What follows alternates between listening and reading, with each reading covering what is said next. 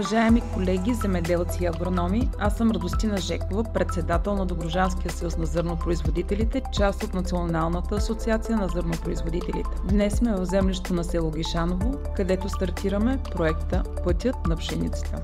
50 сорта действие. Този мащабен полски опит включва 50 различни сорта пшеница, предоставени от водещи селекционни компании като Садово, Задбао Лидер Консулт, Лима Грейн, Синджента, Сумитагро, АБЦ Атланта Сид, Суфле Агро България, Лидея, КВС, Добруджански земеделски институт, Рапул, Агредо, Балея. Целта ни е да проследим развитието на тези сортове през цялата вегетация при специфичните почвено-климатични условия на Добруджа. Чрез Пътят на пшеницата ще съберем детайлна информация за агрономическите характеристики на всеки сорт.